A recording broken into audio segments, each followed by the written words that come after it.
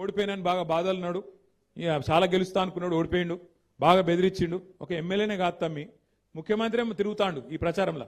మీరు చూసిర్రు, నాకు తెలిసి చరిత్రలో ఏంటంటే జరగలే. పంచాయతీ ఎలక్షన్లో, సర్పంచ్ ఎలక్షన్లో ముఖ్యమంత్రి తిరగంగా నేనైతే ఎప్పుడు చూడలే.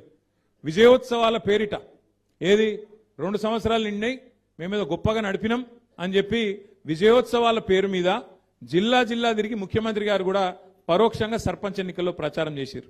ఇక ఎమ్మెల్యేల బెదిరింపులకైతే ఇక అంతులేదు పొంతులేదు. గెలిపియపోతే చూస్తున్నారు మీరు, ఎమ్మెల్యేలు స్పీచ్లే ఇస్తాను ఓపెన్గా, ఇండ్లియా నా ఇంటి ముంగటికి వస్తే మెడల్ పట్టి నూకుతా అని చెప్పి వాళ్ళు మాట్లాడుతూ ఉన్నారు. అట్లా బెదిరించింది. ఇక కొన్ని దగ్గరలో అయితే ఇంకా అన్యాయం. నిన్న నేను సూర్యాపేట జిల్లాకు పోయినా, నల్గొండ జిల్లాకు పోయినా, అక్కడైతే అన్యాయం. ఒక సోదరుడు మల్లయ్య యాదవ్ గారని ఆయన మీద దాడి చేసి కిరాతకంగా హత్య చేసి చంపేసిండ్రు.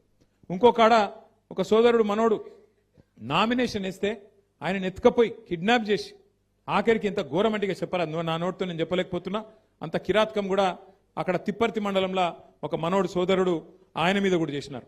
ఇంకో దగ్గరనైతే గెలిచినాక ఓట్లు వేసినాక, గెలిచినాక కాదు, ఓట్లు వేసినాక మన ఓట్లు కావాలని తీసేసి తీసుకుపోయి మోరిలో వారేసిండ్రు.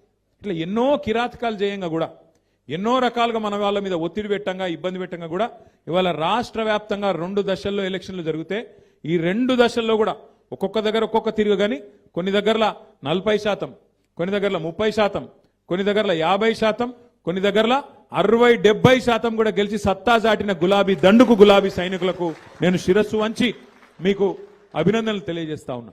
మామూలు విషయం కాదు ఇది. ఎందుకంటే 2 ఏళ్లలోనే ప్రభుత్వం మీద ఇంత స్థాయిలో వ్యతిరేకత వచ్చుడు, ఇంత స్థాయిలో తిరుగుబాటు జరుగుడు, ఇది మామూలు ముచ్చట కాదు. ఎందుకంటే ప్రజలు కూడా జనరల్గా ఎట్లుంటారంటే, ఇంకో 3 ఏళ్ళు గవర్నమెంట్ ఉంది కదా, సూతాంతి అన్నట్టు ఉంటారు. కానీ తెలంగాణలో పరిస్థితి అలాగున్నది. మీరు గమనించండి, ఎంత కోపం ఉంటే, ప్రభుత్వం మీద ఎంత వ్యతిరేకత ఉంటే ఇట్లాంటి వ్యతిరేక ఫలితాలు వస్తాయి. ఒకసారి యాద్ చేసుకోండి. మన ప్రభుత్వం ఉన్నప్పుడు 32 జిల్లా పరిషత్లు ఉంటే 32 మనమే గెలిచినాం.